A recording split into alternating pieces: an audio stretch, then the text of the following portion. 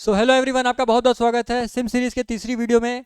और आज होने जा रहा है इंजीनियर्स डे स्पेशल। जैसा कि आप लोगों को पता है कि 15 सितंबर को हर साल इंजीनियर्स डे के रूप में मनाया जाता है। क्यों मनाया जाता है शायद कुछ लोगों को पता होगा, कुछ लोगों को नहीं पता होगा। क्योंकि आज हमारे देश के एक बहुत बड़े वैज्ञानिक थे, या इंजीनियर कह सकते हैं उन्हें, सिविल इंजीनियर थे। आज उनका जन्म दिवस होता है। तो कौन थे वो, उनके बारे में भी जानेंगे। उनका क्या योगदान था भारत के डेवलपमेंट में, उनके बारे में जानेंगे। सबसे पहले देखते हैं, एक वर्ड हमारा आता है इंजीनियर्स डे। ठीक है, हर कोई इंजीनियर तो बनना चाहता है। जैसा हमारा इंडिया का इस समय करंट हालत ये है कि हर दूसरे घर में एक ना एक इंजीनियर होता ही है। कभी सिविल का हो सकता है, कभी सीएस का हो सकता है, कभी मैकेनिकल का हो सकता है, लेकिन इंजीनियर तो होगा ही होगा हर दूसरे घर में। ठीक है, पर इंजीनियरिंग जो फील्ड होती है वो क्या होती है असल में, उसके अंदर काम क्या करना होता है, ये सभी को पता है। पर इंजीनियरिंग का विकास कैसे हुआ, यानी इंजीनियरिंग डेवलप कैसे हुई, शुरुआत में इंजीनियरिंग कैसे होती थी और अब इंजीनियरिंग कैसे हो रही है, इंजीनियर का सही अर्थ क्या होता है। अभियंत्र, इसको कहते हैं हिंदी में अभियांत्रिकी, उसका सही अर्थ क्या होता है। ठीक है, इंजीनियर को कहते हैं अभियंता। तो उसका काम जो होता है वो तो सबको पता है, लेकिन अभियांत्रिकी क्या होती है, उसका सही अर्थ क्या होता है, क्या इसमें जानने लायक कुछ है, क्या सिर्फ ये इंजीनियर जान सकता है, कोई आम आदमी भी जान सकता है।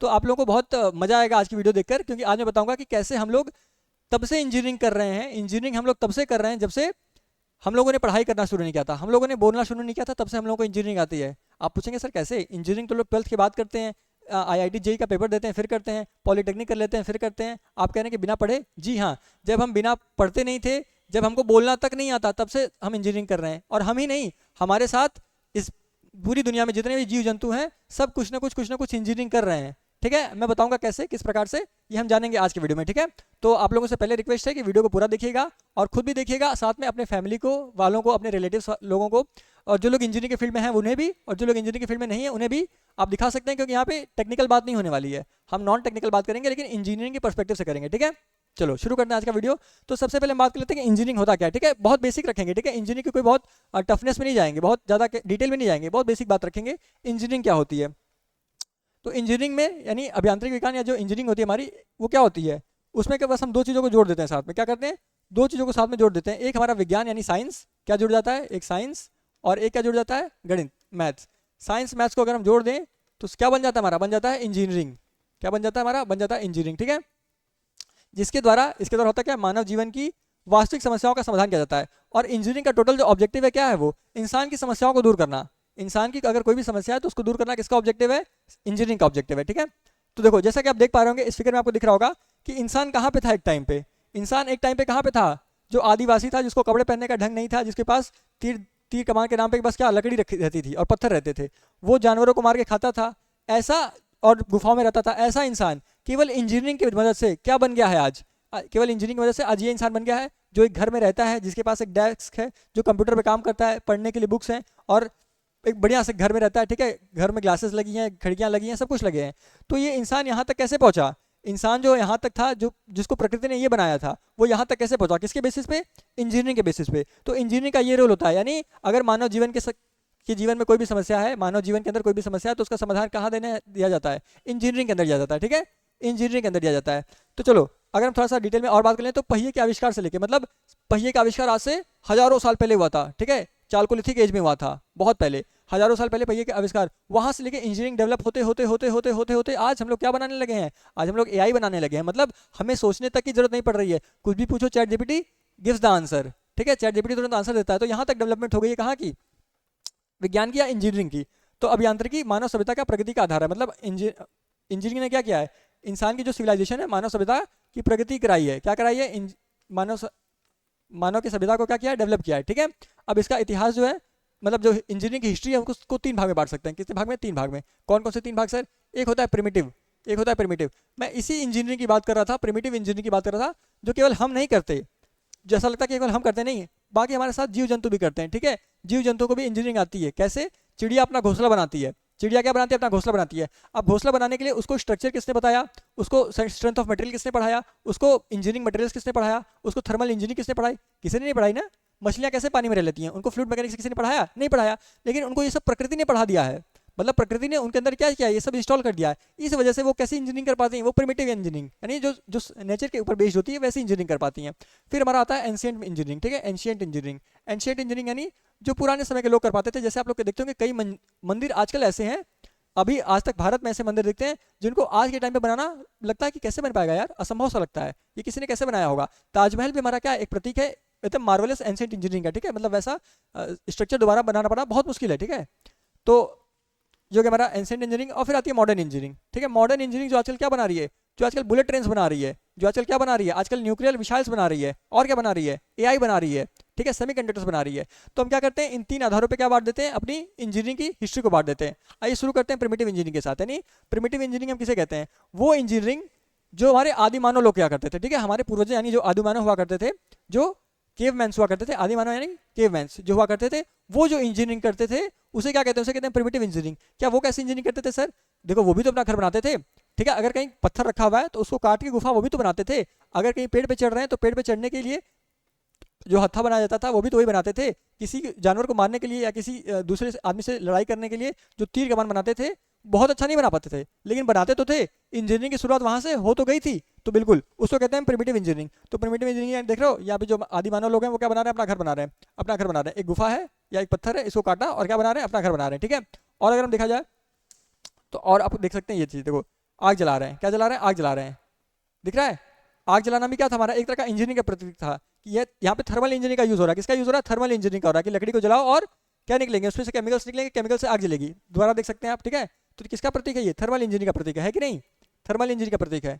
Is it okay. और क्या करते थे, देखो पहिए का आविष्कार हुआ था, पहिए भी क्या है, एक मैकेनिकल इंजीनियरिंग का प्रतीक है, पहिए का आविष्कार क्या है, मैकेनिकल इंजीनियरिंग का प्रतीक। और जो आजकल हम टूल्स बनाते हैं, ठीक है, जो लकड़ी से लकड़ी को काटकर एक अलग तरह का टूल बना दिया, लोहे का काट को एक अलग तरह का टूल बना दिया, ये सब क्या होता है, सब मैकेनिकल इंजीनियरिंग का पार्ट होता है, जो हमारे आदि मानव भाई लोग पहले से करते थे। क्या करते थे लोग, देखो पहले से करते थे, कैसे हड्डियों को काट के क्या कर रहे हैं, टूल बना रहे हैं, हड्डियों को काट के पत्थर को काट के क्या बनाते थे, टूल बनाते थे, है कि नहीं।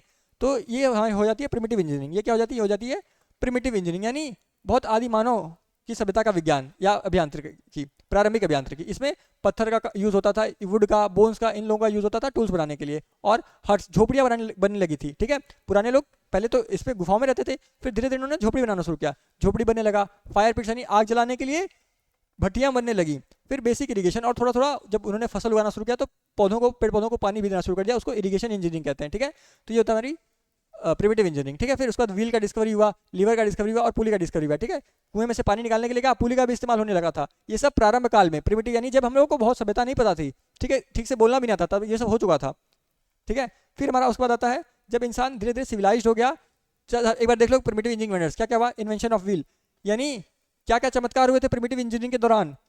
सबसे पहले तो व्हील का आविष्कार, यानी किसका आविष्कार, पहिए का आविष्कार हो गया था, जिसने बहुत हेल्प की, ठीक है। ये रिवोल्यूशन था, ये एक तरह का समझ लो क्या था, रिवोल्यूशन था, क्रांति थी। फिर फायर एंड टूल्स, आग जलाना सीख लिया और औजार बनाना सीख लिया, ठीक है। फिर क्या गया, बेसिक इंजीनियरिंग सिस्टम, जैसे जैसे इंसान कहीं पे व्यवस्थित होने लगा, घर बनाने लगा, वैसे वैसे वो पास में खेती भी करने लगा, खेती करने के कारण क्या हुआ, पानी भी देने लगा पेड़ पौधों को, तो इरिगेशन इंजीनियरिंग यहाँ से डेवलप हुई। फिर बात करते हैं हम किसकी, हार्ड शेल्टर एंड कंस्ट्रक्शन, मतलब वही जब गुफाएं उसको अच्छी नहीं लगने लगी, मतलब गुफाओं में लगा कि अरे पत्थर गिर गया, कोई मर गया, कोई जानवर आ जा रहा है, मतलब कोई सिक्योरिटी नहीं, वहाँ पे कम सिक्योरिटी है, तो फिर क्या बनाने लगा, वो हट्स बनाने लगे, ठीक है। और फिर लास्ट में जब पहिए का आविष्कार हो गया तो पहिए की सहायता से पुली आराम से बन गई और लेवर आराम से बन गया, ठीक है। तो ये सब क्या बन गए, ये सब हमारे हो गए प्रिमिटिव इंजीनियरिंग के वंडर्स, यानी ये क्या है, चमत्कार है सब। सोचो एक इंसान जिसे बोलना नहीं आता, एक इंसान है जिसे बोलना नहीं आता, अगर वो ये सब बना ले रहा है तो क्या चमत्कार से कम है, ये चमत्कार से कम तो नहीं है। तो इंजीनियरिंग में क्या है, एक तरह का चमत्कार ही है कि नहीं। ये हमारा हो गया प्रिमिटिव इंजीनियरिंग वंडर्स। अब हम बात करते हैं किसकी, अब बात करते हैं हम एंशिएंट इंजीनियरिंग, यानी एंशिएंट यानी जब इंसान थोड़ा सिविलाइज्ड हो गया, कहीं बैठ के रहने लगा, थोड़ा दिमाग में सोचने लगा, तो अब वो और अच्छी अच्छी इंजीनियरिंग टेक्निक्स डेवलप कर पाया। क्या कर पाया, वो और अच्छी अच्छी इंजीनियरिंग टेक्निक्स डेवलप कर पाया, जिसमें सबसे पुराने हमें मिल जाता है क्या, जो हमें ज्ञात इतिहास है उसमें सबसे पुराना हमें मिल जाता है पिरामिड्स ऑफ गीजा, यानी इजिप्ट के पिरामिड्स। ये पिरामिड्स आप लोगों को याद है, कभी ना कभी तो देखे होंगे। ये सब जब बनाए गए थे ना, तो आज भी इंसान सोचता है कि भाई ये पिरामिड्स कैसे बना लिए इतने बड़े बड़े उन लोगों ने, जो पुराने लोग थे, मतलब कौन सी ऐसी मशीनरी थी जो इतने बड़े पिरामिड्स बना लिए, लेकिन उन लोगों ने बना लिए किसकी सहायता से, इंजीनियरिंग की सहायता से, है कि नहीं। तो ये पिरामिड्स आप देख सकते हैं, ये हमारा क्या है, ये हमारे रोम का एक, देखो कितना अच्छा कितना सुंदर लग रहा है, एक हमारा ब्रिज है रोम में, ठीक है। बहुत पुराने लोगों ने बनाया था ये, बहुत पुराने लोगों ने, जब वहाँ पे वाटर की शॉर्टेज हो गई थी तो उसके लिए ये ब्रिज बनाया गया था। फिर ये देखो, ये हमारा क्या है, डिस्प्यूटेड है, ठीक है, डिस्प्यूटेड है, कोई मानता है कोई नहीं मानता है, लेकिन ये हमारा राम सेतु है, ठीक है, ये हमारा राम सेतु। कुछ लोग इसे दूसरे नाम से जानते हैं, जिसे कहते हैं एडम्स ब्रिज, ठीक है, एडम्स ब्रिज भी कहते हैं।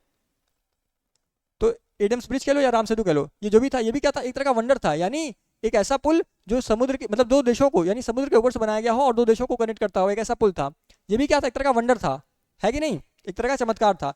फिर ये हमारा कोणार्क टेम्पल, सभी लोग जानते होंगे इनके बारे में, कोणार्क टेम्पल, ये भी क्या है, अपने समय बनाया गया एक अद्भुत क्या था, चमत्कार ही था, ठीक है। यहाँ पे जैसे जैसे सूर्य डूबता जाता है वैसे वैसे एक एक रोशनदान से रोशनी आती रहती है, ठीक है। मतलब अजीब तरह का यहाँ पे इंजीनियरिंग इस्तेमाल किया गया है, ठीक है। उसके बाद हमारा ये क्या है, ये ग्रेट वॉल ऑफ चाइना, ये क्या है सर, ये है ग्रेट वॉल ऑफ चाइना। तो ये सब जब बनाया गया था ना तो उतनी एडवांसमेंट डेवलप नहीं हुई थी। ये हमारा ग्रेट वॉल ऑफ चाइना है, ठीक है। नहीं, चीन का जो महान दीवार है उसको हम स्पेस से देख सकते हैं, मतलब इस चीज़ को हम कहाँ से देख सकते हैं, स्पेस से देख सकते हैं, है कि नहीं। इसको स्पेस से देखा जा सकता है। तो ये सब चमत्कार कब हुए थे, किसके दौरान, एंशियंट इंजीनियरिंग के दौरान, यानी जो पुरानी हमारी इंजीनियरिंग थी उसके दौरान, ठीक है। देखो एक था प्रिमिटिव, प्रिमिटिव यानी जो आदि मानव लोग करते थे, और ये किसने किया, ये सब आदमियों ने किया। मतलब जब इंसान आके कहीं रहने लगा, राजा वाजा बनने लगे, मंत्री वगैरह बनने लगे, तो उसमें जो जनता थी, राजा क्या करता था, ये सब चीज़ें बनवाता था। जैसे ग्रेट वॉल ऑफ चाइना एक राजा ने बनवाई है, कोणार्क मंदिर किसी राजा ने बनवाया है, ये रोम का जो ब्रिज था वो लोगों ने वहाँ पे बनाया। उसी तरह पिरामिड्स भी राजाओं के लिए बने थे। राम सेतु तो भगवान श्री राम, कथा कहती है कि भगवान श्री राम ने बनवाया था, ठीक है। यहाँ पे इंजीनियर कौन थे, राम सेतु बनाते हुए इंजीनियर कौन थे हमारी कथा के अनुसार, बताओ। नल और नील दो कौन से इंजीनियर थे, दो सिविल इंजीनियर थे जिन्होंने ब्रिज बनाया था। नल और नील कौन थे, हमारे सिविल इंजीनियर थे, ठीक है। वानर मत कहा करो उनको, ठीक है। हम लोग के लिए क्या है, रिस्पेक्टेड है और हम लोग के आदर्श है नल और नील, ठीक है। इतना देखो, इतना अच्छा इंजीनियरिंग किया था, है कि नहीं। तो चलो अब इसमें देख लेते हैं पिरामिड्स ऑफ इजिप्ट, इजिप्ट के पिरामिड्स हो गए, ग्रेट वॉल ऑफ चाइना हो गया, हरप्पन ड्रेनेज, यानी हरप्पा, एक हरप्पा सभ्यता आप लोगों ने सुना होगा कभी नाम, उसकी ड्रेनेज सिस्टम इतनी कमाल की थी कि आज भी कभी पाकिस्तान में पड़ता है, आज भी कभी वहाँ पे बारिश हो जाती है, फ्लड आ जाता है, पूरा पाकिस्तान भले डूब जाए लेकिन हड़प्पा से पानी अपने आप निकल जाता है। इतनी अच्छी ड्रेनेज सिस्टम, सोचो आज से 5000 साल पहले था। फिर रोम की रोड्स इतनी अच्छी थी, और फिर वहाँ के एक्वाडक्ट्स, एक्वाडक्ट्स यानी जो पानी, यानी जो सरोवर वगैरह बनते थे वो, और फिर हमारे क्या हो गए एडवांसेस इन मेटलर्जी, मेटलर्जी और आर्किटेक्चर, आर्किटेक्चर में आप लोग देख ही रहे हैं कि ताजमहल वगैरह सब बना था, ये सभी चीज़ें आर्किटेक्चर में आती है, ठीक है। इनकी बहुत एडवांसमेंट थी, कब, हमारे एंशिएंट इंजीनियरिंग के दौरान, ठीक है। ये सब किसकी नमूने हैं, एंशिएंट इंजीनियरिंग के, ठीक है। और थोड़े और नमूने देख लेते हैं, थोड़े हम और नमूने देख लेते हैं एंशिएंट इंजीनियरिंग के बारे, ठीक है। सबसे पहले पिरामिड्स ऑफ गीजा मैं आपको बता चुका हूँ, मास्टरपीस, इनको क्या कहते हैं, इनको सीधे मास्टरपीस कहते हैं। मतलब ऐसा आज भी लोग सोचते हैं कि ऐसा कैसे बन गया, आज भी बनाना नामुमकिन लगता है। फिर ग्रेट वॉल ऑफ चाइना, ये भी क्या था, अपने आप में एक मास्टरपीस था, ठीक है। पिरामिड्स ऑफ गीजा बहुत शानदार, ग्रेट वॉल ऑफ चाइना बहुत शानदार। फिर रोमन एडिक्वेट्स एंड रोड्स, रोम की जो सरोवर वगैरह थे और वहाँ की जो सड़कें थी एकदम मॉडर्न इंफ्रास्ट्रक्चर मिल खाती हैं, लेकिन वो बहुत पहले बनी थी, बहुत पहले बनी थी। इसीलिए रोम का शहर क्या कहा जाता है, वो अपने आप में एकदम मतलब रोमांटिक सिटी कही जाती है ना, क्योंकि वहाँ पे सब कुछ अच्छा अच्छा है, ठीक है। इसलिए मतलब जब अच्छी जगह जाओगे तो रोमांस अपने आप निकलेगा, इसलिए उसको रोमांटिक सिटी कहते हैं। फिर हरप्पन ड्रेनेज सिस्टम मैं आपको बता चुका हूँ, पाकिस्तान भले से डूब जाए लेकिन यहाँ पे कभी पानी इकट्ठा नहीं होता, हमेशा कहीं ना कहीं से ड्रेन निकल जाता है, वो 5000 साल के पहले का प्लानिंग है। फिर क्लोजम, ये भी रोम में जो क्लोजियम था जो मैंने आपको दिखाया, ठीक है। और फिर ये हमारा पेरू में है, इसका मैंने इमेज नहीं लिया है, लेकिन ये भी हमारा एक ऐसे पत्थर है, ठीक है। पत्थर है वो काट के रखे गए हैं जैसे इंसान रखे गए हैं, ठीक है। पत्थर काट के ऐसे रखे जैसे इंसान पड़े हुए हैं। तो ये सब क्या है, हमारा एंशिएंट इंजीनियरिंग वंडर्स है, ठीक है। ये सब एंशिएंट वर्ल्ड में बना था और बिल्कुल कमाल था, ठीक है। क्या था, अपने आप में एकदम कमाल की चीज़ें थी ये सब, ठीक है। चलो अब हमारा ये एंशिएंट वाला टाइम भी बीत गया, अब क्या गया, अब आ गया मॉडर्न इंजीनियरिंग।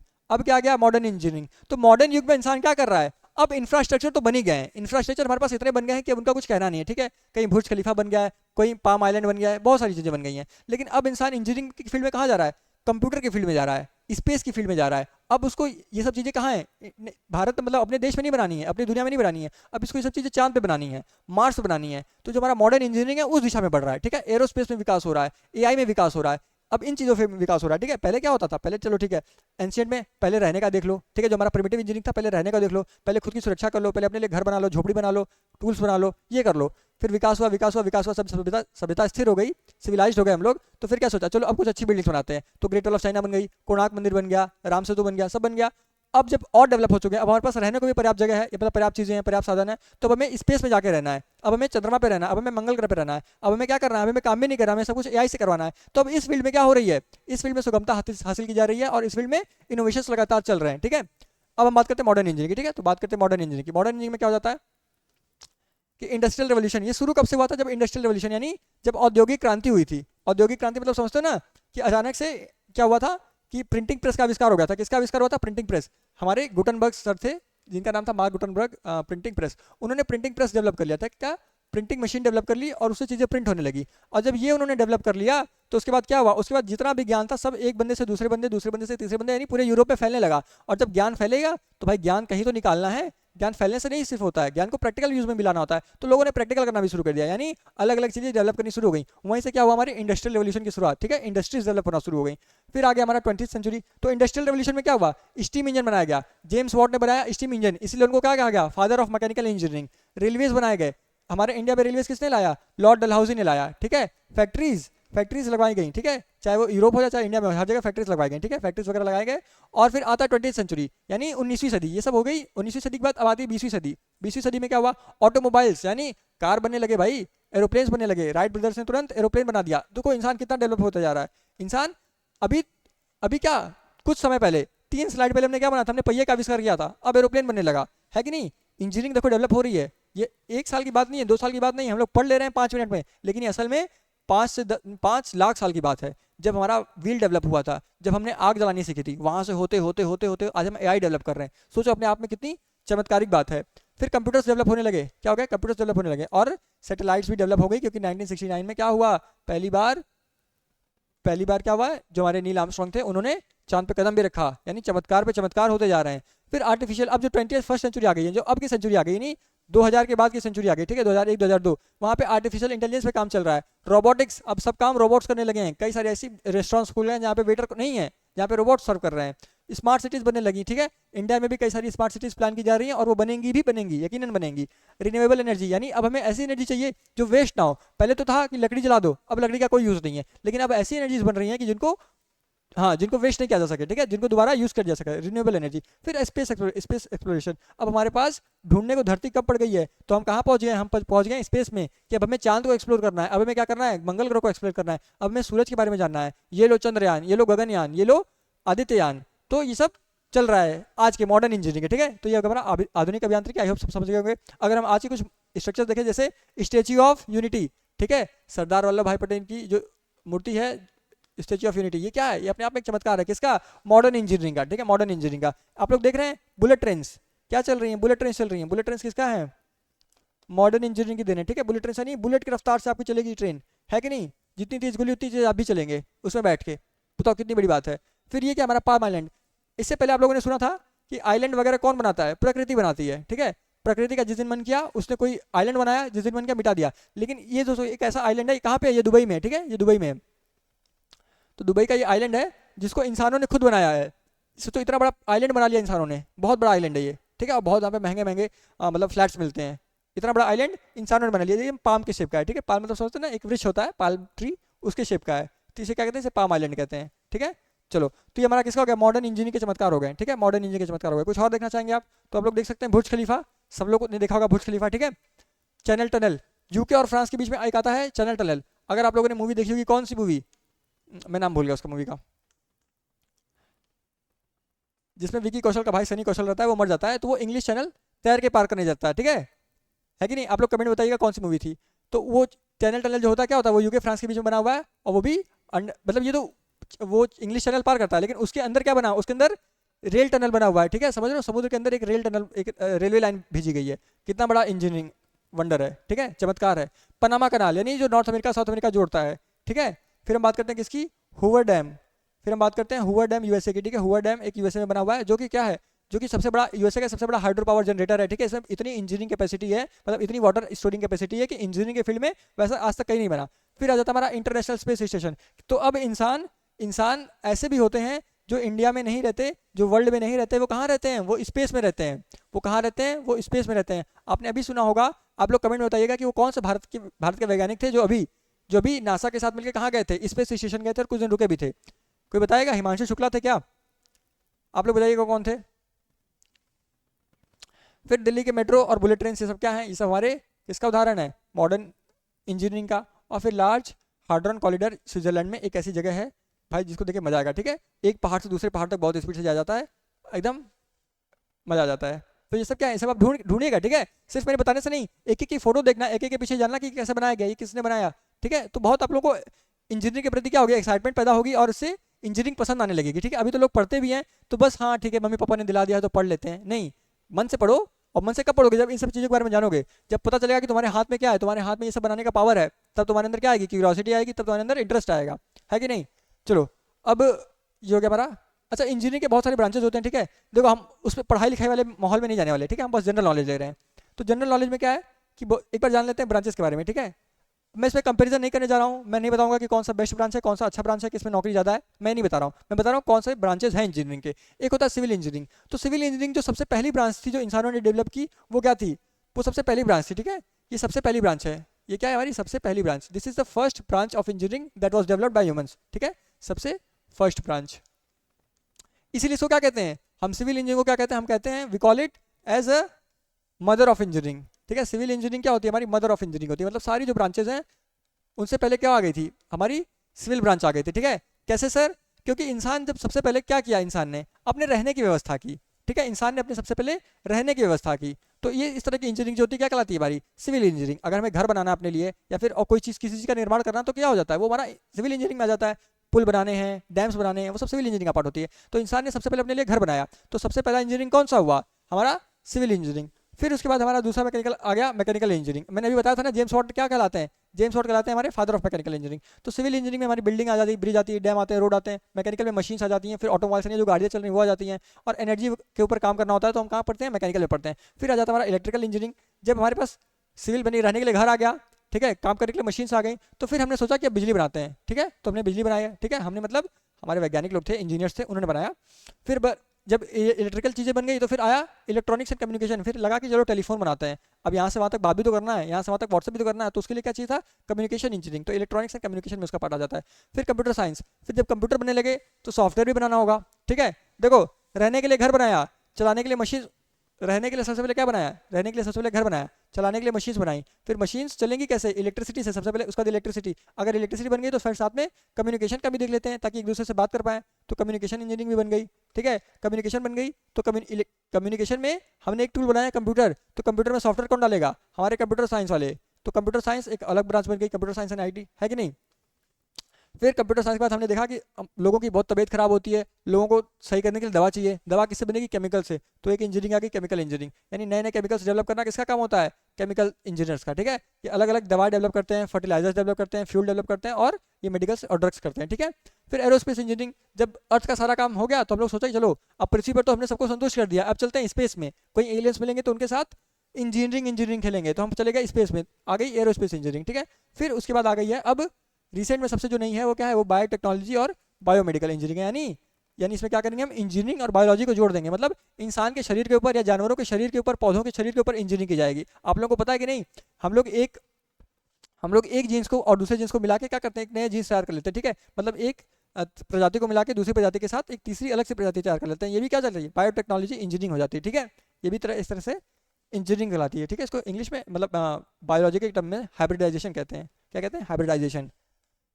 तो ये हो गया हमारा इंजीनियरिंग का सब खेला, ठीक है। अगर हम लास्ट में बात कर लेते हैं, ठीक है, हम क्या बात करते हैं लास्ट में कि मतलब अब कंक्लूड करते हैं अपनी चीज़ों को, ठीक है, अपनी चीज़ों को कंक्लूड करते नहीं, खत्म करते हैं। तो इंसान एक टाइम पर जो कि कहीं रहता ही नहीं था, खाली स्पेस है, नहीं खाली जगह पे, ठीक है, खाली जगह पर रहता था। जिस दिन उसका मन किया, ठीक है, वो जानवरों के हाथों का शिकार हो गया। जिस दिन उसका मन किया उसके ऊपर बिजली गिर गई, मर गया, ठीक है। तो पहले खाली जगह पर रहता था, फिर धीरे धीरे उसके अंदर क्या हुआ, कॉग्निटिव रेवोल्यूशन, ठीक है, यानी उसके अंदर ज्ञान आना शुरू हुआ। उस ज्ञान का उसने अप्लाई करके झोपड़ा बनाया, ठीक है, झोपड़ा बनाया, इस झोपड़ी में रहने लगा, वो इस झोपड़ी में रहने लगा। फिर उसके अंदर ज्ञान और वृद्धि हुआ, तो इस ज्ञान से वो कहाँ चला गया, वो चला गया एक घर में रहने, ठीक है। यहाँ पे मैंने पिरामिड दिखाया, लेकिन फिर मान लो एक घर था, ये क्या था, हमारे पुराने राजाओं का घर था, ठीक है। तो पहले वो खाली जगह रहता था, मतलब कहीं भी रह लेता था। फिर उसने बनाया अपना झोपड़ा, झोपड़े से बनाया घर, और घर से अब तो बड़ी बड़ी बिल्डिंग्स में रहता है, ठीक है, इतनी बड़ी बड़ी बिल्डिंग्स में रहता है।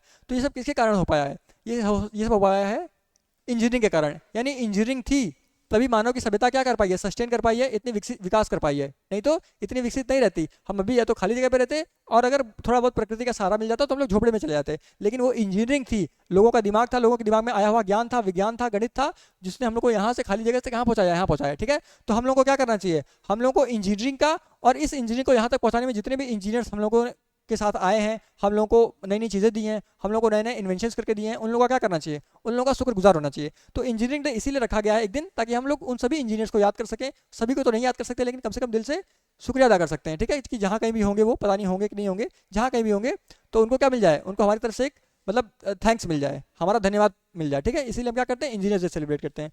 तो इंजीनियर्स हैव शेप्ड सिविलाइजेशन, मतलब इंजीनियर्स ने क्या किया था, सिविलाइजेशन बनाया है, इंजीनियर्स ने ही सिविलाइजेशन को बनाया है।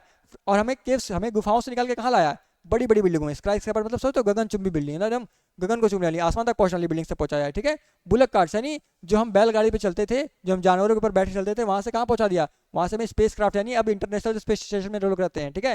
यानी मतलब सैकड़ों किलोमीटर प्रति घंटा की स्पीड से ट्रेवल करते हैं। किसके कारण भाई? वो होता है केवल इंजीनियरिंग के कारण, ठीक है। तो इसी इंजीनियर डे पे हम क्या करेंगे, हम सारे इंजीनियर्स को एक बार अपने दिल से सैल्यूट करेंगे, ताकि उन्होंने जो इनोवेशन की उनके कारण हमारा लाइफ कितना आसान हो गया, हमारा लाइफ कितना आसान हो गया, ठीक है। और उनकी क्रिएटिविटी को, उनकी प्रॉब्लम सॉल्विंग जो कैपेसिटी होती है, उन सभी इंजीनियर्स को याद करेंगे और उनको धन्यवाद करेंगे। अब इंडिया में 15 सितंबर को क्यों चुना गया इंजीनियर्स डे के लिए? क्योंकि आज एक खास दिन है। हमारे भारत को बनाने वाले एक बहुत ही महान इंजीनियर थे, सिविल इंजीनियर थे, जिनका नाम क्या था, जो आप जिनका तस्वीर आपके सामने प्रस्तुत है, और जिनका नाम था एम विश्वेश्वरैया, ठीक है। एम विश्वेश्वरैया, आप लोग देख सकते हैं। एम विश्वेश्वरैया 1861 में पैदा हुए थे, 1962 में मरे, ठीक है। चलो, और इन्हीं की याद में क्या मनाया जाता है? इन्हीं की याद में मनाया जाता है इंजीनियर्स डे, ठीक है। ये इंडिया के एक ग्रेटेस्ट इंजीनियर, क्या कहा जाता है इन्हें? कहा जाता है ग्रेटेस्ट इंजीनियर। मतलब भारत के जो सबसे बड़े इंजीनियर थे उनमें से एक थे, और बहुत ही विजनरी थे, मतलब बहुत दूरदृष्टा थे, बहुत दूर की सोचते थे, और पॉलिटिशियन भी थे, ठीक है। थोड़े नेशनल बिल्डर्स भी थे और पॉलिटिशियन भी थे। नेशनल बिल्डर्स है नहीं, मतलब भारत को बनाने वाले जो कुछ प्रमुख चेहरे हैं ना, ऐसे कहा जाता है। क्या भारत के पहले प्रधानमंत्री कौन थे? जवाहरलाल नेहरू। उनके साथ उन्होंने बहुत काम किया, और जो भारत को डेवलप करने का पूरा प्लान था नेहरू का, उसमें इनका बहुत बड़ा योगदान था, ठीक है। उसमें इनका बहुत बड़ा योगदान था, ठीक है। मतलब आईआईटी बनानी है, कैसी बिल्डिंग्स बनानी है, डैम्स बनाने हैं, कैसे डैम्स बनाने हैं, उन सब में इनका बहुत रोल होता था, ठीक है। इतने बड़े सिविल इंजीनियर थे ये। चलो, इनको क्या कहते हैं? इनको एक अलग नाम से जानते हैं। इनको कहता है बिल्डर ऑफ मॉडर्न इंडिया, यानी बिल्डर ऑफ मॉडर्न इंडिया, ठीक है। क्या कहा जाता है? इनको कहा जाता है बिल्डर ऑफ मॉडर्न इंडिया। मतलब इन्होंने जो है एक तरह से कह सकते हैं कि इंडिया को, जो आधुनिक भारत है उसको बनाया है, ठीक है, उसको बिल्ड किया है। क्या कहते हैं इनको? Builder of modern India. आप देख सकते हैं इनका चित्र, ठीक है, विजिबल है। इनको भारत रत्न भी मिला हुआ है, और ये हमारे बिल्डर ऑफ मॉडर्न इंडिया है। तो वही सब चीज़ें हिंदी में लिखी हुई हैं, आप लोग चाहे तो पढ़ सकते हैं, ठीक है। अच्छा, इनका काम क्या है? अब इन्होंने काम किया है, सबसे बड़ा काम इनका ये है, ठीक है, कृष्ण सागर डैम, ठीक है। ध्यान से देखो, इन्होंने बनाया था कृष्ण राजा सागर डैम। कृष्ण राजा सागर डैम जो कहाँ पे है? जो मैसूर में है। और ये अपने टाइम पे, ठीक है, अब तो मान लो उससे बेटर डैम्स आ गए हैं, लेकिन अपने टाइम पे यानी उस टाइम पे इतना तगड़ा था, या इतना इसकी डिजाइनिंग अच्छी थी कि इसको अभी तक लोग क्या मानते हैं? कहते हैं कि क्या बात है, डैम हो तो ऐसा, ठीक है। Designed one of the largest dams of his time, मतलब अपने टाइम का सबसे बड़ा डैम था, अपने टाइम का जो सबसे बड़े डैम्स होते हैं उनमें से एक था, ठीक है। और इसने क्या किया? एग्रीकल्चर को बहुत ज़्यादा क्या किया? बहुत ज़्यादा प्रमोट किया। एग्रीकल्चर को इसने बहुत हेल्प की, क्योंकि पहले डैम्स क्यों बनाए जाते थे? ताकि डैम से पानी स्टोर हो, और उन पानी स्टोर्स को कहाँ ले जाएं? खेतों तक ले जाएं, ताकि हमारी जो खेती हो जाए बेहतर हो जाए। पहले का जो भारत था उसमें खाने को बहुत कम था, ठीक है। पहले के भारत में, अभी तो इतना एबंडेंस में कि लोग खाते हैं फेंक देते हैं, पहले के भारत में खाने को बहुत कम था, तो वहाँ पे खेती को बहुत महत्व दी जाती थी, ठीक है, बहुत इंपॉर्टेंस दी जाती थी। तो उसके लिए क्या था? ये डैम समझ लो एक वरदान था। फिर उसके बाद आया फ्लड प्रोटेक्शन सिस्टम। मतलब हैदराबाद में बहुत ज़्यादा बाढ़ आती थी, तो उस बाढ़ से बचने के लिए क्या करता है इन्होंने? फ्लड प्रोटेक्शन सिस्टम डेवलप किया था। कहाँ पे? हैदराबाद में, ठीक है। और इससे कई बार बाढ़ आते आते इतना अच्छा ड्रेनेज सिस्टम बनाया कि बाढ़ आई, पानी जमा हुआ, लेकिन तुरंत निकल गया। तो वो किसका प्लानिंग था? वो प्लानिंग था हमारे एम विश्वेश्वरैया भाई का, मतलब सॉरी भाई नहीं सर, ठीक है, रिस्पेक्ट, एम विश्वेश्वरैया सर। फिर block system of irrigation. Irrigation का ब्लॉक सिस्टम मतलब जो खेत हो जाएगा उसको अलग अलग ब्लॉक्स में बांट दिया जाएगा, ठीक है। हमारा मान लो एक खेत है, हमारा एक खेत है, तो खेत को अलग अलग क्या बांट दिया जाएगा? ब्लॉक्स में बांट दिया जाएगा, कि एक दिन इस ब्लॉक में पानी जा रहा है तो ये वाला खेत होगा सींच गया, दूसरे दिन इस ब्लॉक में जाएगा तो ये वाला पानी सींच गया। इस तरह ब्लॉक सिस्टम में बांट दिया गया, ठीक है। तो ये नया ड्रेनेज सिस्टम, इरिगेशन सिस्टम किसने डेवलप किया था? इन्होंने किया था। फिर ठीक है, हैदराबाद का डेवलपमेंट। हैदराबाद का सिटी आज आप देखेंगे तो आप लोगों को लगेगा कि अलग ही सिटी है, मतलब जो यूपी की सिटीज़ है उनसे बहुत अच्छा हैदराबाद की सिटी है कि नहीं। तो उसकी जो डेवलपमेंट की थी किसने? इन्होंने की थी। फिर टाउन प्लानिंग, बहुत सारे शहरों की प्लानिंग की थी कि शहर ऐसा होना चाहिए। चंडीगढ़ की प्लानिंग आप लोग देखेंगे तो चंडीगढ़ आज भी क्या है? एकदम करिश्माई है, ठीक है। पूरा पंजाब डूब रहा है लेकिन चंडीगढ़ अभी भी सेफ है। तो उसकी भी जो प्लानिंग है बहुत करिश्माई है, वो भी इनके द्वारा की गई थी, ठीक है। चलो, मैसूर और बेंगलोर, इनकी बेंगलोर भी देखेंगे आप तो बेंगलोर क्या है? बहुत ही अमेजिंग सिटी है, वहाँ की प्लानिंग भी बहुत गजब की है, इन्होंने की थी, ठीक है। तो चलो वही सेम चीज़ हिंदी में लिखी है, आप लोग चाहे तो देख सकते हैं, पढ़ सकते हैं। अच्छा ठीक है, और इन्होंने क्या क्या किया था? इन्होंने किया था, ये सब चीज़ें हमें जाननी चाहिए, ठीक है भाई। इन्होंने देश के लिए इतना सब काम किया है, तो उनके बारे में जानने में क्या जाता है? उसी देश में रह रहे हैं हम, उन्हीं का दिया हुआ खा रहे हैं, पी रहे हैं, तो उनके बारे में जानने में क्या जाता है? हमें सब जानना चाहिए, ठीक है, सब जानना चाहिए हमें। Vision for education and industry. अब उनका एजुकेशन और इंडस्ट्री के लिए क्या विजन था? देखो भाई, पढ़ाई लिखाई को बहुत सपोर्ट करते थे, इंजीनियर आदमी थे, पढ़े लिखे आदमी थे, ठीक है, तो पढ़ाई लिखाई को बहुत सपोर्ट करते थे वो। उन्होंने एक गवर्नमेंट इंजीनियरिंग कॉलेज को ढूंढा था, मतलब ढूंढा था नहीं, क्या बनवाया था, ठीक है, बनवाया था सरकार की सहायता से, सरकार के साथ बनाया था, ठीक है। फाउंडेड गवर्नमेंट इंजीनियरिंग कॉलेज, जिसका नाम बेंगलोर में अब क्या है? यूवीसी है, ठीक है। एडवोकेटेड इंडस्ट्रियलाइजेशन, और उन्होंने इंडस्ट्रियलाइजेशन का क्या दिया था?